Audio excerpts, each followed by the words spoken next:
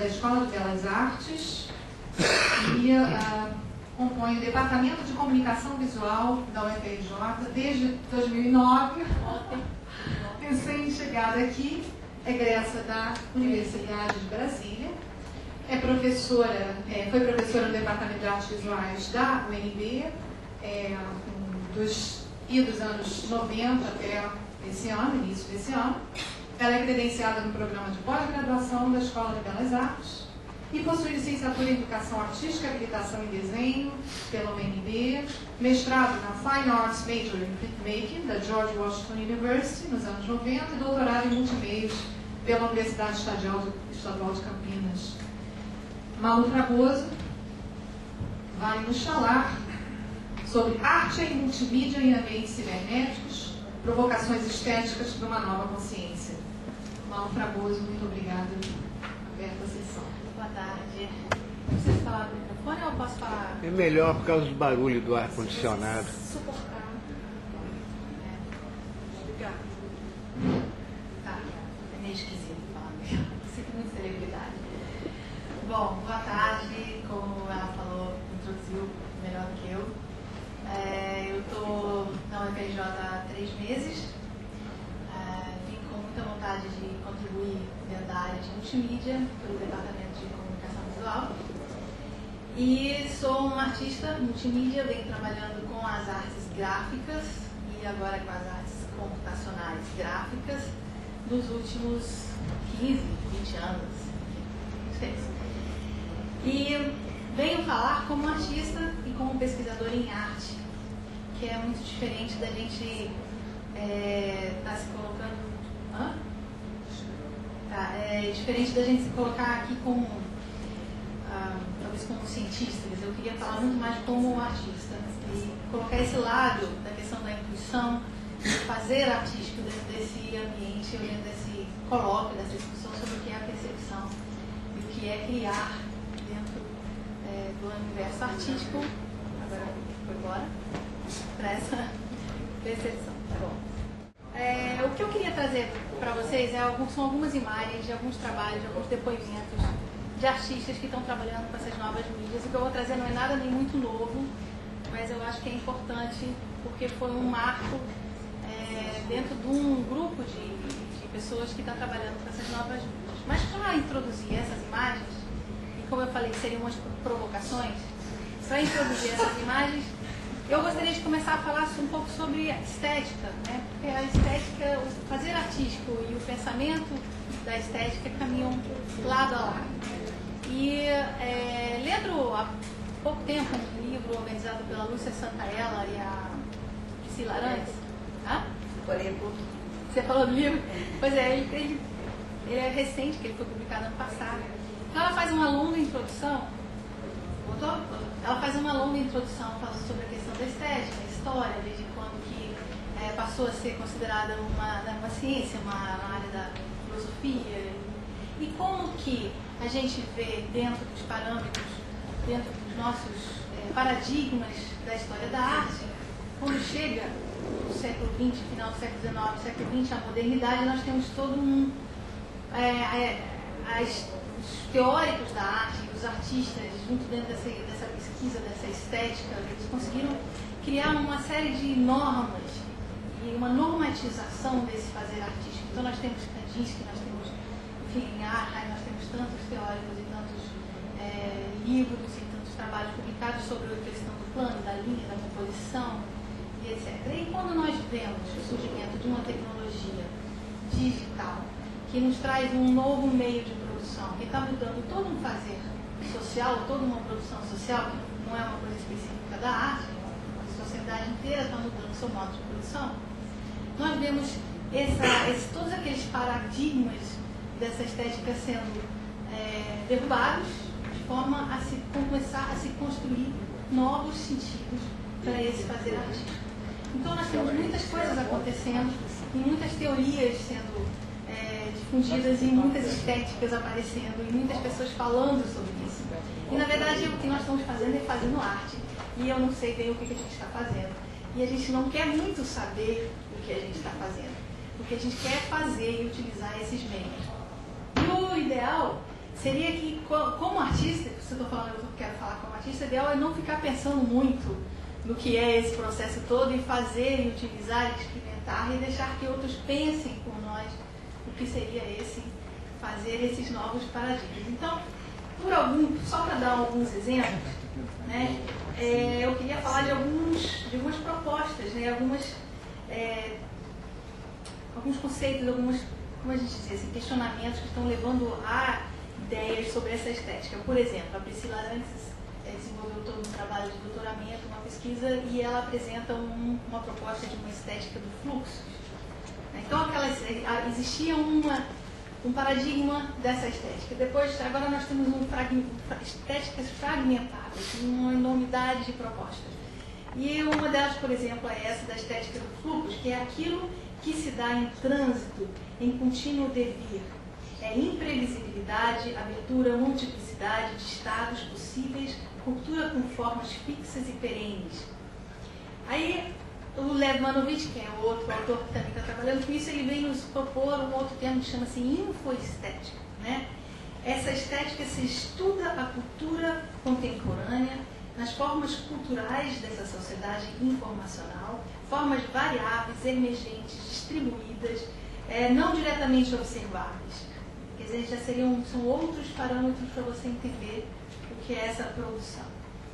Aí, seguindo, nós temos também, segundo a Lúcia Santaella, algumas outras que não são de cunho dela, mas que ela vem citando como propostas estéticas. Seria a estética da remixabilidade, que tem como base a colagem, os processos de mixagem na música, na imagem, que os meios multimediáticos permitem. Por quê? Porque uma vez que a gente traduz uma diversidade de linguagens para um meio digital, onde tudo pode virar número, a conversa, né, a forma como essas linguagens se misturam, cria essa remixabilidade. Nós temos as estéticas das redes, que está dentro do princípio do rizoma, Deleuze, Guattari, dentro do princípio das conectividades, dos planos, do não centro, né? Não existe mais um centro onde as coisas acontecem, as coisas estão diluídas em milhares e infinitos pontos, e esses pontos estão interligados em planos, e esses planos eles interagem a partir de conexões e relações. Então não existe mais um ponto central. Quando a gente acessa um espaço, né, num sistema de rede, nós somos mais um ponto dentro desse sistema.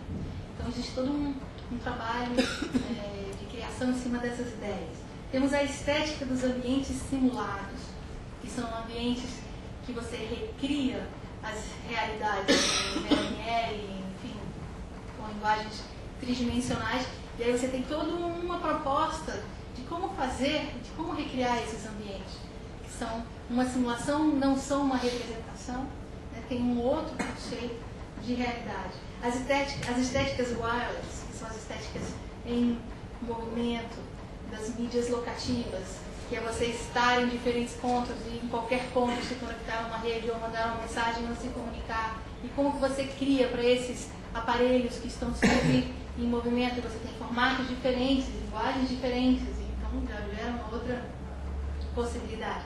E aqui até citando a Diana, que está aqui, Diana Domingues, a ciberestética, né, que estuda os processos de percepção e as formas de sentir e agir em conexão com o ciberespaço. O que é o ciberespaço? Quer dizer, eu também já li várias definições de ciberespaço. Eu entendo o ciberespaço como tudo e qualquer elemento que me conecta com um espaço que não é o espaço real do meu dia a dia, o meu espaço físico. E esse ciberespaço, que é mais, assim, que a gente pode perceber de uma maneira mais vulgar como esse espaço da internet, ou esse espaço de comunicação virtual, para mim, ele é composto desde do meu mouse, o meu fio, o meu cabeamento, o meu computador, a interface que eu estou utilizando, todo o sistema de rede, o servidor e todas essas máquinas que estão conectadas e criam esse mundo ao qual eu acesso e eu estou interagindo com quem estou me comunicando. Então, para mim, isso seria o ciberespaço. E todas essas máquinas, essas ferramentas, essas próteses que me permitem conectar, seja da mais simples à mais complexa, são as que nos criam que outro termo que a Diana também usa, que é a cibridização. o termo híbrido, né? O termo híbrido foi criado por Peter Anderson, foi em 99, que é para falar desses processos cognitivos que acontecem quando você está ligado ou conectado num ciberespaço, num espaço além. Então você já também tem um processo, um estudo estético em cima do que seria essa relação com esse ciberespaço. Isso é para falar de poucas coisas. Além disso, tem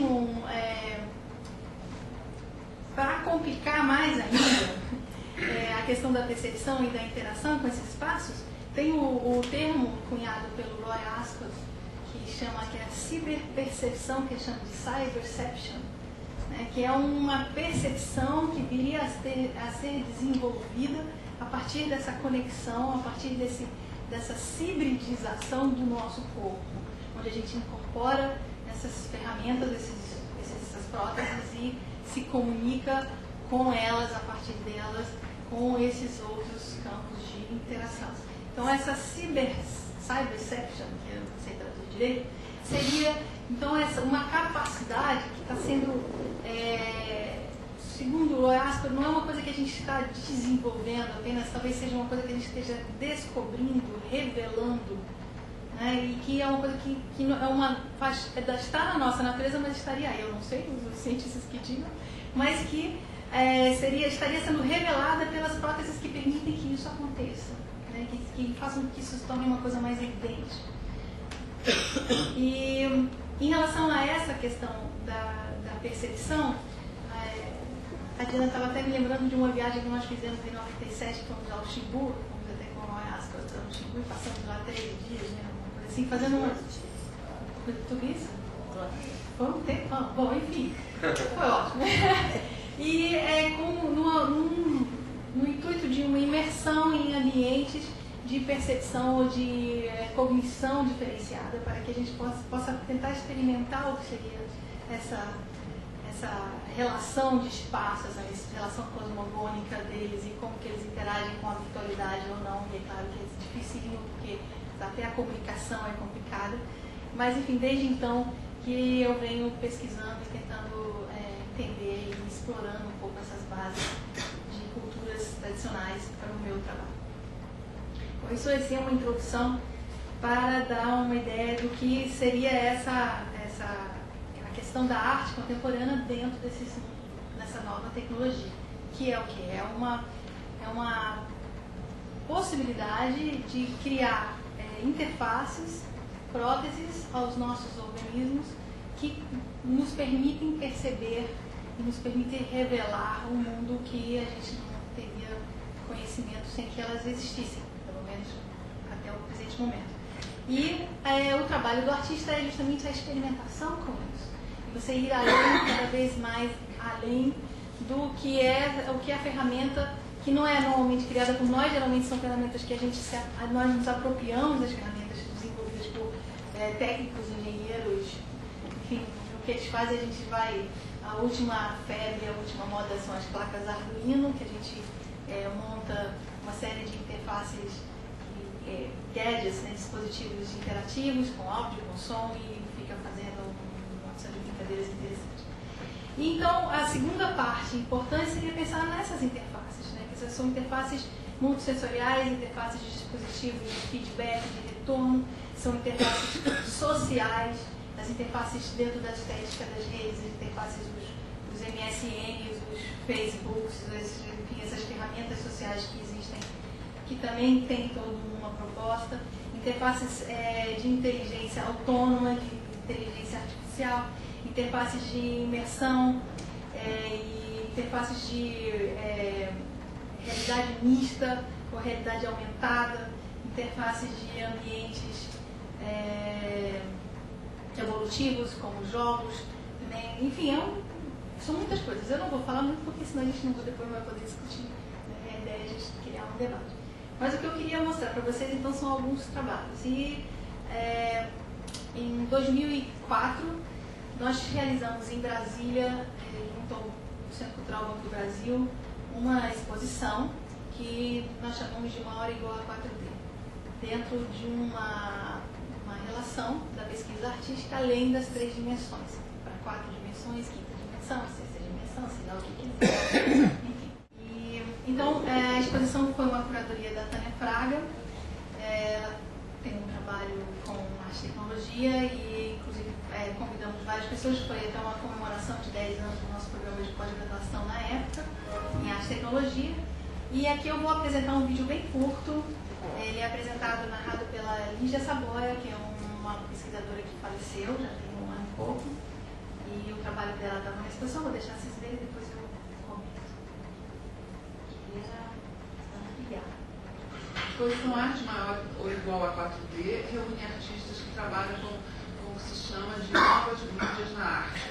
Alguns artistas que trabalham com algoritmos e linguagens de programação. Outros que trabalham com vídeo e foto. A maioria dos trabalhos consiste no que se denomina arte interativa, em que o público ou usuário pode interagir, recriar, entre aspas, digamos assim, a arte no momento em que ele está movimentando o mouse ou ele está mexendo na água, no caso de uma instalação. O público interagindo com a obra de arte. Isso é um conceito muito atual e muito importante nas novas interações artísticas. Muito embora nós tenhamos também foto, vídeo, uma das apresentações de vídeo, a interatividade também. Né? O público tem como escolher o que quer ver. Outras são só apresentações de animação de fotografias. Mas, enfim, é um grupo de professores da UNB e alguns artistas de São Paulo e também como o professor Gilberto Prado e também a professora Diana Domingos do Rio Grande do Sul. Penso que essas novas mídias, essas novas tecnologias, elas vão possibilitar que a arte seja apresentada em vários espaços. A minha impressão é que no futuro vai ser possível você entrar no aeroporto, você ir a um consultório médico e você ver essas animações, você ter possibilidade de interagir com obras de arte. E o telão, vídeo do computador, o mouse e outras máquinas que vão surgir, que nós nem imaginamos, elas vão ser usadas de uma forma democrática. O meu trabalho ele é baseado na arte islâmica, com linguagem de programação PostScript, foi gerada uma animação, essa animação é projetada no data show, esse data show projeta no espelho, o espelho reflete no espelho d'água no chão, o qual espelho d'água reflete no teto. As pessoas chegando, elas mexem na água, e aí, então, você tem uma interação, que é uma interação, digamos, que não é com o mouse. É uma interação muito natural. Legal.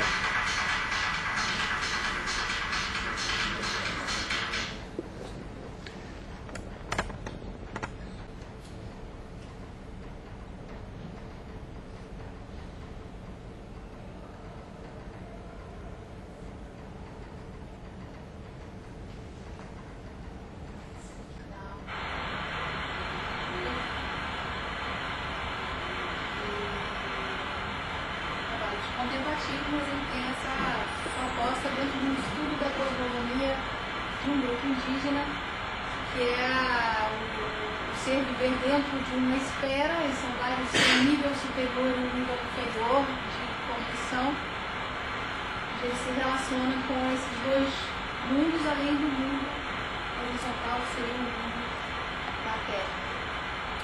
E a navegação é feita como se a pessoa estivesse dentro desse espaço.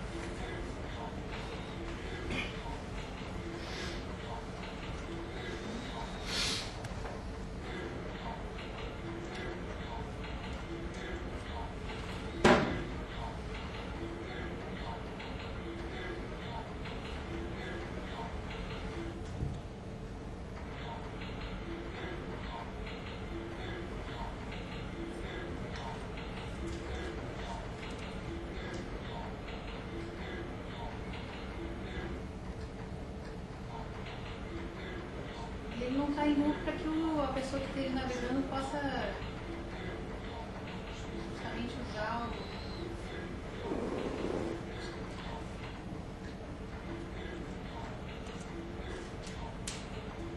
Também é uma ideia da mandala, de vai se construindo, se reconstruindo dentro dos dois níveis. Criação do universo. Um é o do Sol e o outro seria o da Lua. Esquecendo de falar. Enfim, esse site está online, eu posso depois deixar. Para baixo tem o mesmo efeito, você vai abrindo ele vai.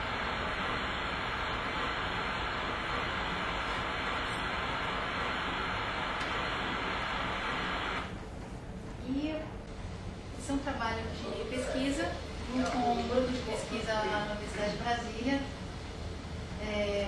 O que a gente faz? A gente faz um trabalho de colaboração com estudantes indígenas no ensino superior. No caso, esse é um estudante de medicina, ele estuda medicina na UNB. E ele quis fazer um projeto de levar para dentro da academia a saúde feita, a saúde que é o tratamento da saúde na aldeia.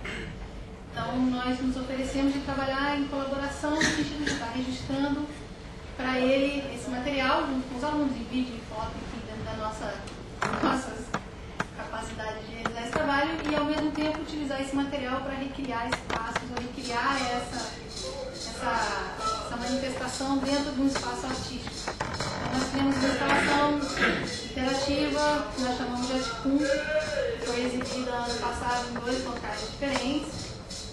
A instalação, deixa eu ver se eu tenho uma sequência de imagens. Está aberta?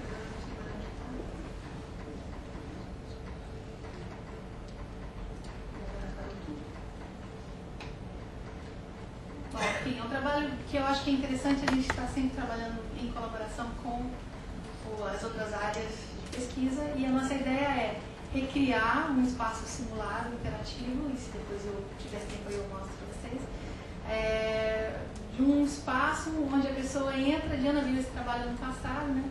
Tem um maracá e você dança e você interage com o som, o vídeo feito dentro da aldeia, e traz para as pessoas que estão dentro do espaço artístico, dentro do espaço acadêmico, uma experiência vivenciada dentro de uma proposta na aldeia, que é a cultura deles.